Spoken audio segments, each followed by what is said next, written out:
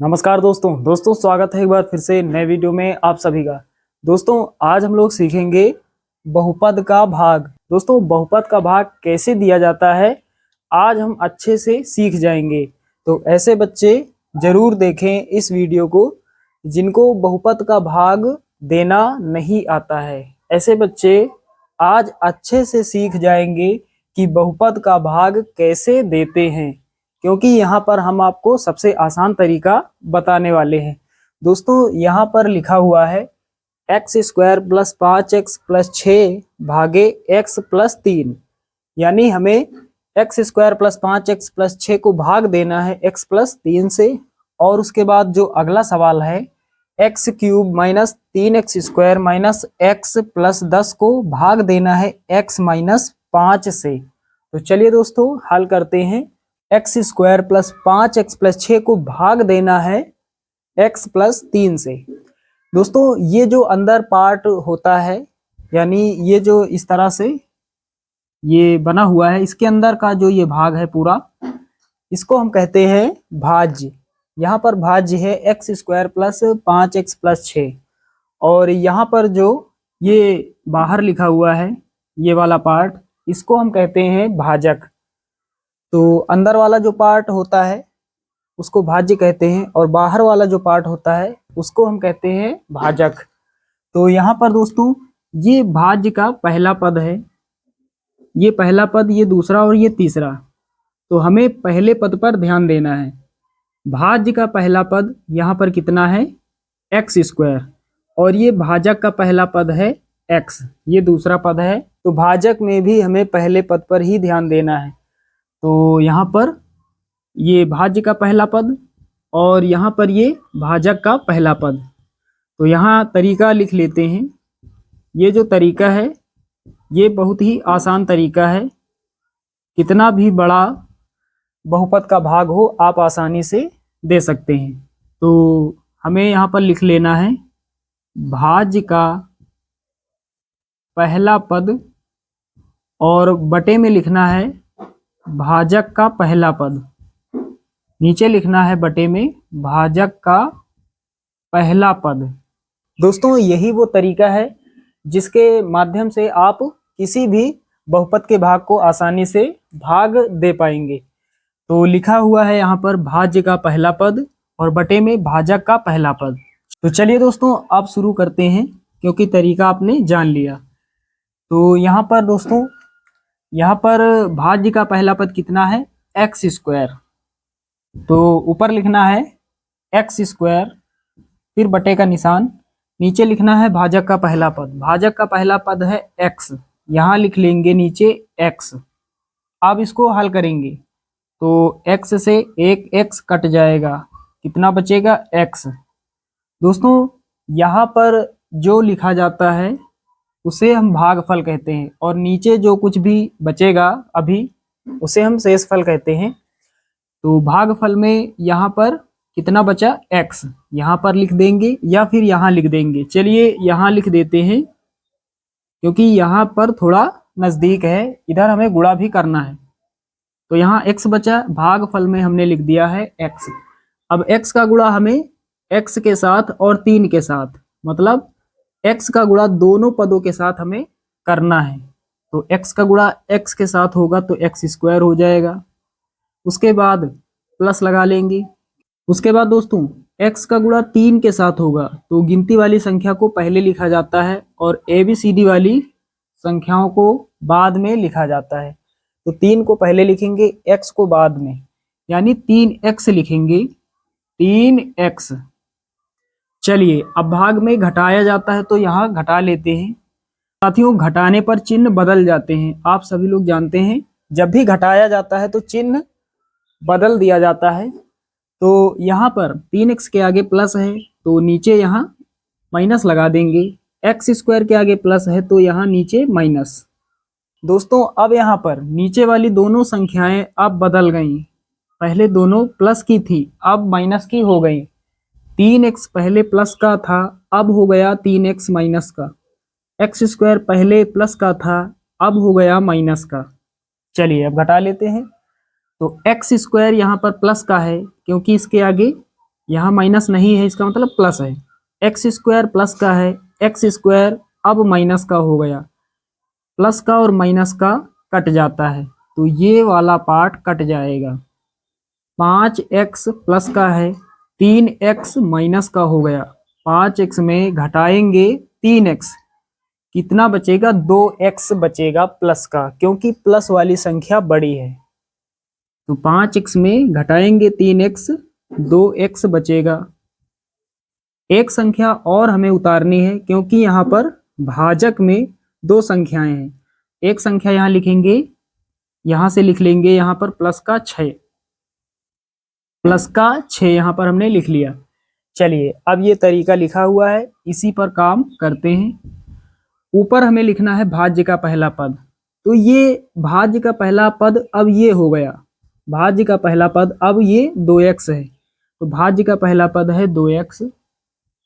उसके बाद बटे में भाजक का पहला पद कितना? x, भाजक का पहला पद सेम रहेगा, तो x से x कट जाएगा, कितना बचेगा?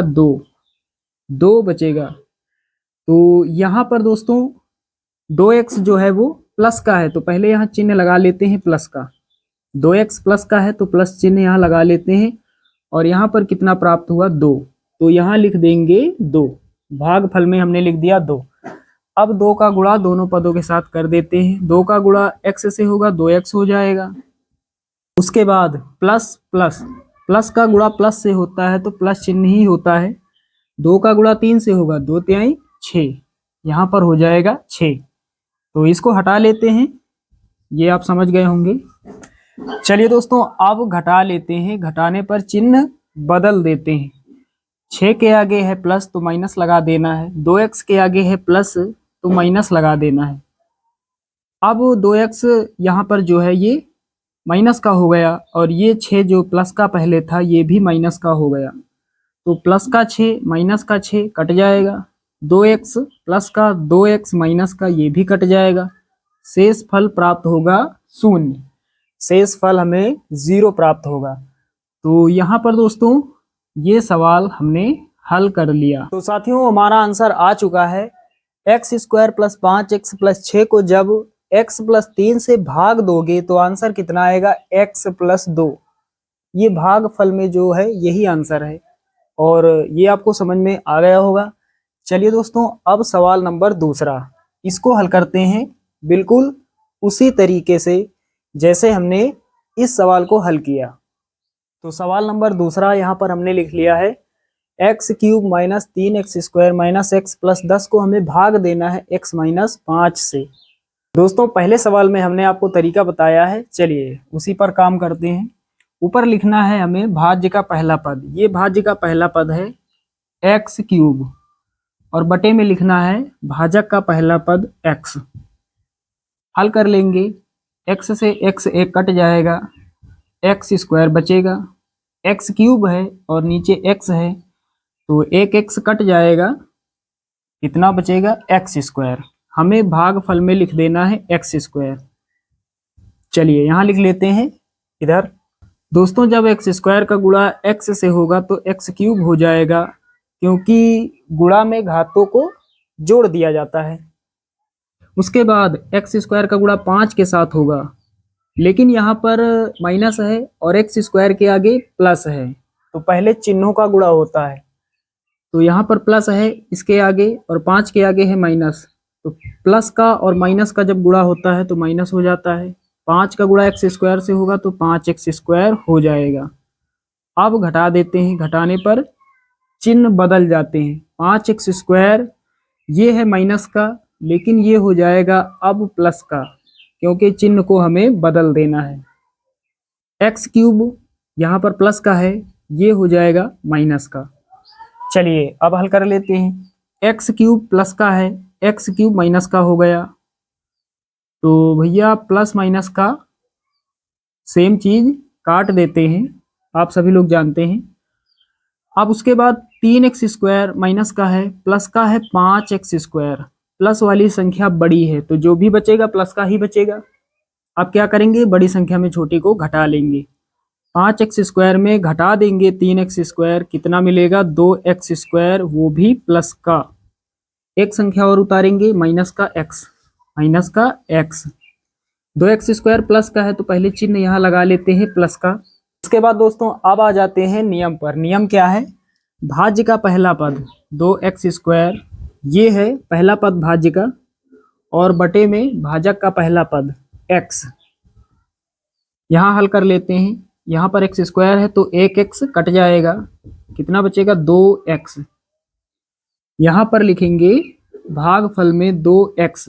अब 2x का गुणा दोनों पदों के साथ करना है, तो 2 यहाँ पर है, आगे 1 छिपा हुआ है, 2 1 के 2 हो जाएगा।